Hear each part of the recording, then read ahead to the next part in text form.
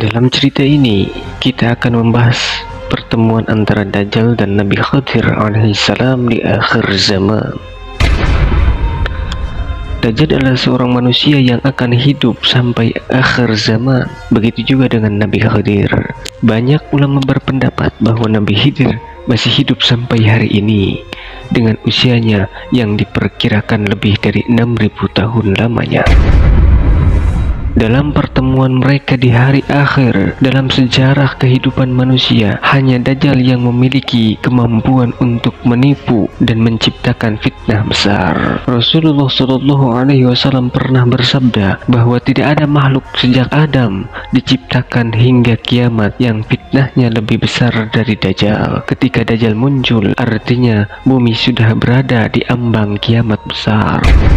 Saat ini, Dajjal sedang dipenjara di sebuah pulau dan menunggu untuk keluar. Dia menunggu terjadinya musim kemarau parah selama 3 tahun. Musim kemarau tersebut bukanlah seperti yang kita alami saat ini, melainkan masa yang sangat sulit. Tanaman gagal panen dan hewan ternak banyak yang mati karena tidak ada air sama sekali. Suhu pun menjadi sangat panas. Pada tahun pertama musim kemarau, Allah Subhanahu wa Ta'ala memerintahkan langit untuk menahan sepertiga hujan dan bumi untuk menahan sepertiga tanah agar tidak berbuah. Pada tahun kedua, situasinya menjadi lebih parah dengan 2/3 air hujan dan tanaman ditahan. Pada tahun ketiga, tidak ada satupun tetes hujan dan tidak ada tanaman yang berbuah. Populasi hewan ternak akan menipis, bahkan mungkin habis, dan manusia akan merasakan kelaparan dan kehausan yang sangat.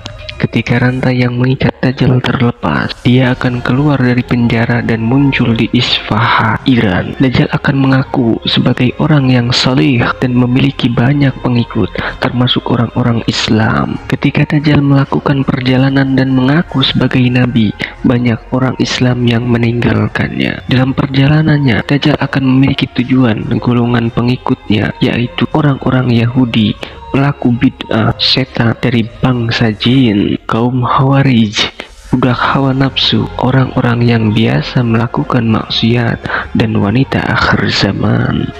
Wanita-wanita ini akan menjadi pengikut Dajjal karena hanya dia yang sanggup menurunkan hujan saat terjadi kekeringan atau kemarau.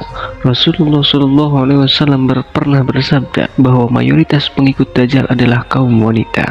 Dalam hadis riwayat Ahmad disebutkan bahwa ada seseorang yang khawatir keluarganya ikut Dajjal, sehingga dia mengikat mereka agar tidak pergi menuju Dajjal.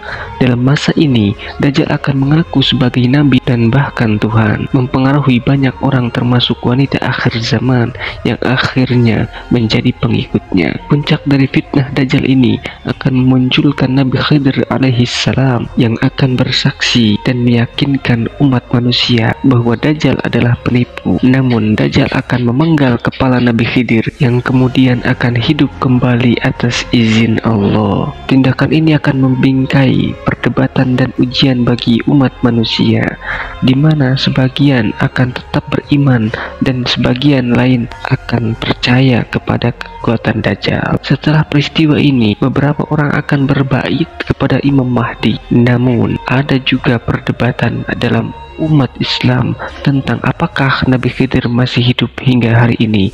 Beberapa ulama percaya bahwa dia masih hidup, sementara yang lain memiliki pendapat sebaliknya. Kisah ini menekankan pentingnya keyakinan dan pengujian umat dan menghadapi fitnah Dajjal.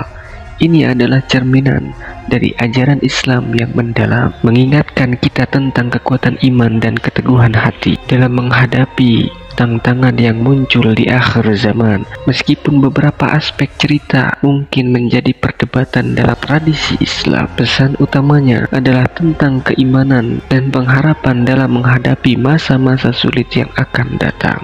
Wallahu a'lam bishawab.